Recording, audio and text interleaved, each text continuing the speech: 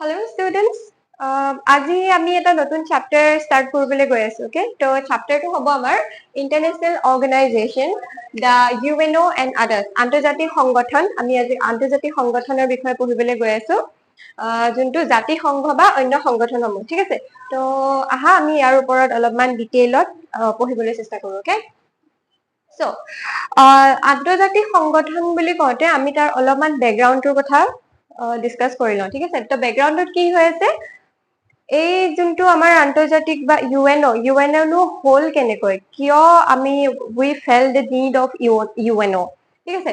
So what happen, আমাৰ world war 1, যেতিয়া world war 1 হৈছিলে, প্ৰথমখন বিশ্বযুদ্ধ হৈছিলে, তো সেই বিশ্বযুদ্ধখন হওঁতে তাতে কি হ'ল 1914 যেতিয়া বিশ্বযুদ্ধ হৈছিলে, তেতিয়া the League of Nations was formed to ensure world peace and to stop wars in future. ভৱিষ্যতে যাতে আৰু এনেকুৱা ধৰণৰ যুদ্ধ নহয়, আমাৰ দেশবিলাকৰ মাজত বা পৃথিৱীত যাতে শান্তি, যোনটো শান্তি বা ভাতৃত্ববোধ, সকলোৱে মিলিজুলি থকা যোনটো হেট্ৰেড, সেইবিলাক যাতে আৰু ইন ফিউচাৰ নহয়, তাৰ কাৰণে যাতে আমাৰ কোনো ইখন দেশে ইজনৰ লগত বা ইটো দেশে ফাইটছ নকৰে, যাতে আল্টিমেট পিচটো কন্টিনিউয়াছলি চলি থাকে। তো তাৰ কাৰণে এখন the League of nation form কৰা হৈছিলে after the first world war, ঠিক আছে? প্ৰথমখন ৱৰ্ল্ড ৱাৰৰ পিছত লীগ অফ নেশ্যন ফৰ্ম কৰে। কিন্তু what happen, league of nation fail. তেওঁলোকে যোনটো প্ৰমিস কৰিছিলে, তেওঁলোকে যি ভাবিছিলে, যোনটো তেওঁলোকৰ হোপস আছিলে যে okay there will be no war in future, what happen, they fail indeed, ঠিক আছে? তো সেইটো ফেইল হোৱাৰ কাৰণে এগেইন ৱৰ্ল্ড ৱাৰ 2 হৈ গ'ল। তো world war 2, when World War II has started 1939, 1939 চনত এগেইন ৱৰ্ল্ড ৱাৰ 2 হৈ গ'ল। কাৰণ এণ্ড ইট ৱাজ আমি তাৰপিছত কি ক'লো যে যোনটো লীগ অফ নেশ্যন আছে, it has become a big fail, ঠিক আছে? আফটাৰ ৱৰ্ল্ড ৱাৰ 2 কি হ'ল, মানুহে আৰু ভয় খাবলৈ ষ্টাৰ্ট কৰিলে। The people are getting scared, more scared, like what will happen if we have to go through more wars in future.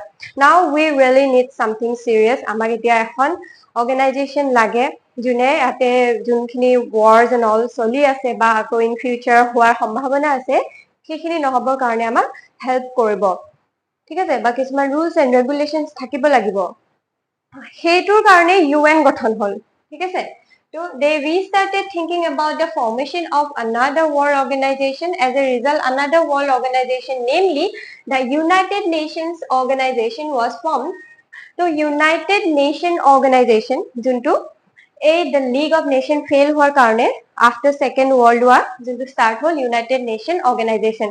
What is the date? The date was 24 October 1945. 1945 চনৰ 24 অক্টোবৰৰ দিনাখন সেয়া যোনটো আমাৰ ইউনাইটেড নেশ্যন অৰ্গেনাইজেশ্যন ফৰ্ম হ'ল, ঠিক আছে?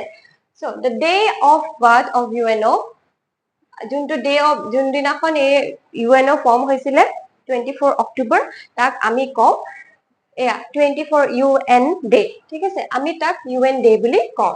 The League of nations, তো ইয়াতে কিছুমান তিনটা ইম্পৰ্টেণ্ট পইণ্ট, এই যোনটো ওপৰৰ পেৰাগ্ৰাফ আমি পঢ়িলো, তাৰ পৰা তিনটা ইম্পৰ্টেণ্ট পইণ্টছ আমি ওলাব পাৰো। কি কি আছে? লীগ অফ নেশ্যন কেতিয়া? 1919, দিস ইজ দ্য ডেট।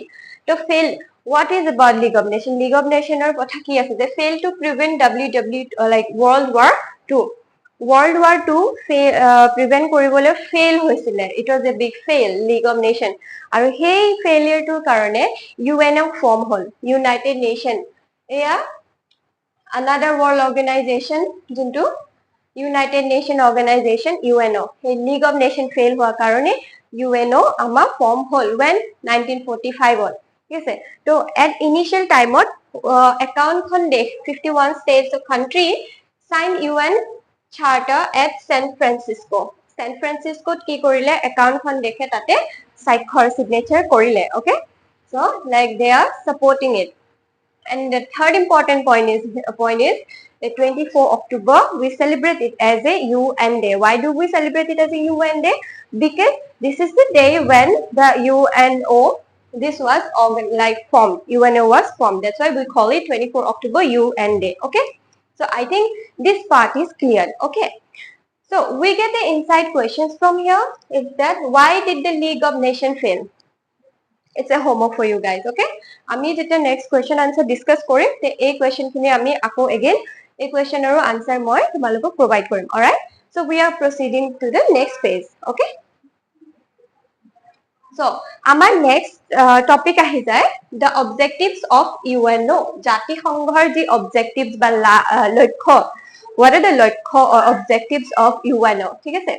তো সেইগিটা হৈছে maintain peace and security, শান্তি, peace আৰু security, যোনটো সুৰক্ষা ৰক্ষা কৰাটো আৰু শান্তি ৰক্ষা কৰাটো হৈছে ইয়াৰ first বা প্ৰথম লক্ষ্য.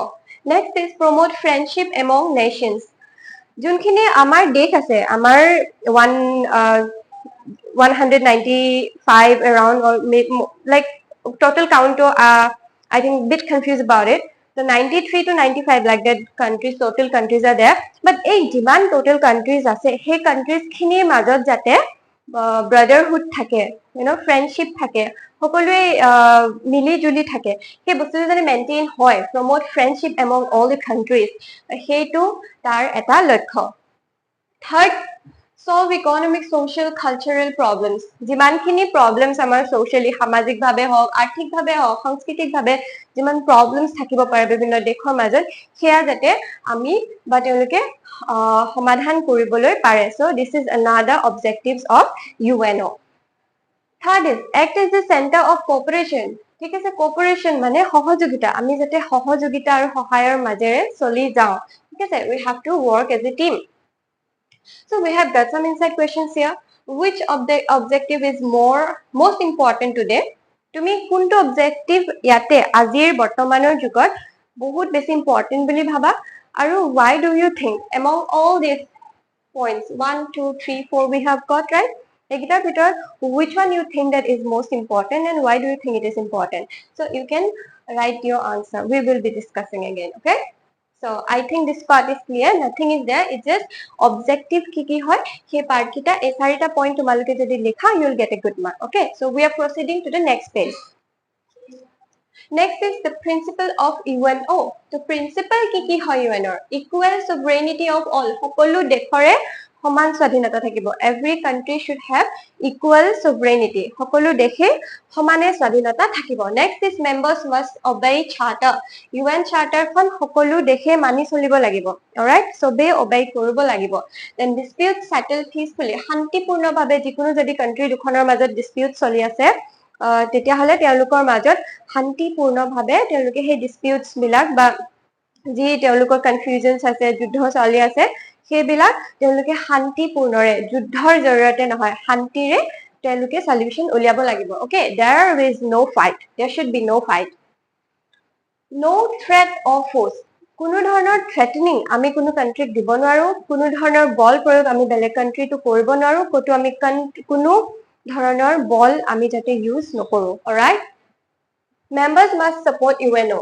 UNO আমি সদায় support কৰিব লাগিব. যিমান members আছে, UNO যিমান members আছে, সেই member সকলে UNO সদায় support কৰিব লাগিব. Alright? Okay. So these are the points. You can write it down. There is nothing much that I have to explain again, I guess. So A point kita mone rakhile, you will get a good mark. Okay. So I will give you the inside questions later. Okay.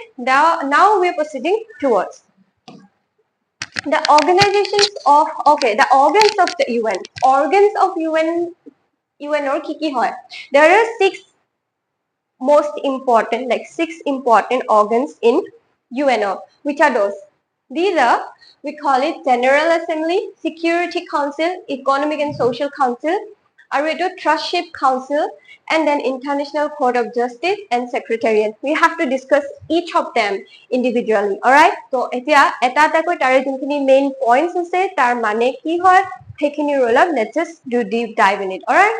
So, General Assembly, Sadharan Sabha. He Sadharan Sabha ki hoy? The General Assembly is the largest organ of the UN. জাতিসংঘৰ যি সৰ্ববৃহৎ অংগ, like the largest one is General Assembly. Okay, the most important one. So all member countries part of it. So all the members, okay, all member countries are part of it. All right. Each country can send 5 representatives, but during voting, only 1 vote per country is allowed. So যিমান দেশ okay দেশখনে কি কৰিব প্ৰতি দেশৰ 5 জন প্ৰতিনিধি পঠাব পাৰে প্ৰত্যেকখন দেশে 5 জন প্ৰতিনিধি পঠাব পাৰিব কিন্তু ভোটৰ সময়ত মাত্ৰ ভোট দিয়াৰ অনুমতি থাকে মাত্ৰ এটা ভোট দিয়াৰ ওকে 5 জন প্ৰতিনিধি পঠাব কিন্তু ভোট দিয়াৰ সময়ত মাত্ৰ এজনেহে ভোট দিবলৈ পাৰিব okay the assembly meets once in year another point এই এছেম্বলিখনে বৈঠক যে বহে হেয়া এবছৰত এবাৰ okay once in a year once a year alright সাধাৰণ সভা বছৰেকত এবাৰ বহে বৈঠকত alright so general assembly এখিনি আছে যে it is the most important part or the longest one alright largest one yeah then তাৰপিছত আমাৰ কি হয় 5 জন প্ৰতিনিধি পঠাব পাৰিলেও তেওঁলোকে এজনেহে ভোট দিয়াৰ অধিকাৰ আছে okay next আমি আৰু এটা পালো যে assembly meets once in a year I think this general assembly part is clear alright Next we have got Security Council বা সুৰক্ষা পৰিষদ Security Council আৰু সুৰক্ষা পৰিষদ কি হয় Security Council is the most important organ for the UNO সুৰক্ষা পৰিষদও কি হয় যে it's another important organ okay গুৰুত্বপূৰ্ণ At first it had 5 permanent members প্ৰথমতে ইয়াৰে permanent member আছিলে 5 জন তাৰ পিছত কি হল কোন কোন আছিলে সেই 5 জন permanent member কোন কোন আছিলে মনত ৰাখিবা USA UK France Russia and China. A 5 John. Alright. Next what happened? 6 temporary members. Then 6. প্ৰথমতে ইয়াত 5 স্থায়ী সদস্য আমেৰিকা, ইংলেণ্ড, ফ্ৰান্স, ৰাছিয়া, চীন. Alright. ঠিক আছে. তাৰ পিছলৈ গৈ পেলাই ইয়া 5ৰ পৰা 6 হ'ল. In 1963 the number of temporary numbers increased to 10. তাৰ পিছতে important point is 1963 কি হ'ল এটো increase হৈ 6ৰ পৰা 10 হৈ গল yeah okay just give me a second all right okay economics গুৰুত্বপূৰ্ণ 9 জন সদস্য okay to pass an important decision ঠিক আছে তাৰ পিছত এটো কি হ'ল যে 10 জনলৈ বৃদ্ধি পালে then what happened temporary members are including all 5 permanent members must agree আৰু এটা important point ইয়াতে কি আছে গুৰুত্বপূৰ্ণ সিদ্ধান্ত লবলে যিকোনো ধৰণৰ important আগৰ ডিসিজন লব হৈছে তেতিয়া কি হ'ব লাগে 9 জনৰ সদস্যৰ অনুমতি 9 জন 10 জনৰ ভিতৰত 9 জনৰ পৰা সহজ মানে G what do we call this 5 জন সদস্য স্থায়ী সদস্য থাকিব লাগে alright 9 members সদস্যৰ অনুমতি permission okay so we have to take at least 9 জনৰ permission আমি লব লাগিব alright then including all 5 permanent members must agree গুৰুত্বপূৰ্ণ সিদ্ধান্ত লবলৈ কমেও 9 জন সদস্যৰ অনুমতি থাকিব লাগিব যত 5 জন স্থায়ী সদস্য বুলি important point 9 জনৰ অনুমতি থাকিব লাগিব বা permission থাকিব লাগিব তাৰে ভিতৰত 5 জন স্থায়ী সদস্য হ'ব লাগিব alright here তাৰ পিছত কি কয় then it says each permanent member has the veto power what is veto power it is like you have the right It means the right to reject or block any decision. Tomorrow is power ase ba hey country khonar usarat eta power ase to block or to reject some decision if they don't like it. Maybe there kisuman karanot teoloke jodi bisare je etu countries or karone ba dekhor karone ba world or karone bhal nohoy teoloke সঠিক reason di teoloke তাকে deny কৰিব পাৰে alright to reject or block কৰিবলৈ পাৰে so that's the veto power alright I think general assembly আৰু security council these 2 points are clear now we have got economic and social council কি আছে অৰ্থ সামাজিক পৰিষদ at the beginning it had 18 member ইয়াতো 18 জন member আছিল initially then what happened in 1965 okay date মনত ৰাখিবা 1965 beginning ত 18 জন সদস্য আছিল then what happened members then it increased to 27 okay in 1973 it became 54 it was initially 18 in 1965 members increased to 18 then 27 then it has increased till 54 member okay 54 member lo increase whole members are elected by the general assembly for 5 years to সদস্য সকল কি হয় সাধাৰণ সভাত 5 বছৰৰ বাবে নিৰ্বাচন কৰিবলৈ পাৰে ঠিক আছে 5 বছৰ মনত ৰাখিবা works on what do they work on they work on Economic, social, culture, educational, health problems. Economical and social council বুলি ক'লে আমি কি আহিব এইগিটাৰ ওপৰতে তেওঁলোকে কাম কৰিব যে economic, social, cultural, education আৰু health concerns বা health problems ঠিক আছে যিখিনি সামাজিক সংস্কৃতি শিক্ষাৰ আদি লৈ সমস্যা আছে সেইখিনিৰ ওপৰত তেওঁলোকে গুৰুত্ব প্ৰদান কৰিব কোনে economical and social council. Alright, so this point is also clear, I guess. Trustship Council. Trusteeship পরিষদ কি হয়? Trusteeship Council. The form under Article 76. Article 76 are under the form হয় UN Charter. To help people trust terrorists. Achieve freedom by progress in economic, political, social, educational fields. Okay, অৰ্থনৈতিক, ৰাজনৈতিক, সামাজিক আৰু শিক্ষামূলক ক্ষেত্ৰত উন্নতি কৰি দেশসমূহক স্বাধীনতা লাভত সহায় কৰাই হৈছে ইয়াৰ main লক্ষ্য. Okay. So members are three types. There are three types of members. Which are those? Countries under the trust. Trustor অধীনত যোনবিলাক দেশ আছে. Next members কি হয়? Permanent members of the Security Council not responsible for trust areas. সুৰক্ষা পৰিষদৰ স্থায়ী সদস্য. Hold on. সুৰক্ষা পৰিষদৰ স্থায়ী সদস্য যিসকলে ট্ৰাষ্ট দেশৰ দায়িত্বত নাই. Members elected by the General Assembly for 3 years. সাধাৰণ সভাই 3 বছৰৰ বাবে নিৰ্বাচিত সদস্যসকল. আচ্ছা 3 years. আচ্ছা members elected by the General Assembly for 3 years. Trusteeship কি হ'ব? They will be elected for 3 years. Okay. আৰু economic and social কি হয়? 5 years? Yes, 5 years. So, Trusteeship Council is done, I guess. Okay, next we have got International Court of Justice, আন্তৰ্জাতিক ন্যায়ালয়. আন্তৰ্জাতিক ন্যায়ালয়ে কি কয়? So, it is the judicial organ of the UN, judicial, যোনে আমাক ন্যায় দিব। কোনোবা দেশত বা কিবা অন্যায় হৈ আছে, কোনোবা মানুহৰ লগত অন্যায় হৈ আছে, তেতিয়া আমি judiciary help লওঁ, alright? So, we have this judiciary court, International Court of Justice, আন্তৰ্জাতিক ন্যায়ালয় আছে. It is the judiciary organ of the UN, formed with 15 judges. So, এয়া 15 জন জাজক লৈ কিনে এখন form হয়, alright? গঠিত হয়, okay?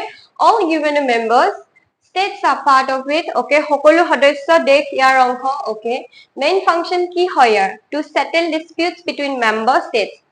যিমান সদস্যসকলৰ মাজত বিবাদ আছে, যিমানখিনি UN members আছে তেওঁলোকৰ মাজত যদি কিবা বিবাদ চলি আছে ক্লাसेस চলি আছে তেওঁলোকৰ মাজত সেইখিনি সলিউশন কৰাই হৈছে ইয়াৰ মূল লক্ষ্য okay The states must accept the verdict given by ICJ ৰ যি ৰায় সেয়া মানি চলিব লাগিব ঠিক আছে তো International Court and Justice I think it's explained well Next we have Secretariat Secretariat কি হয় সচিবালয় কি হয় আমাৰো সচিবালয় আছে সচিবালয়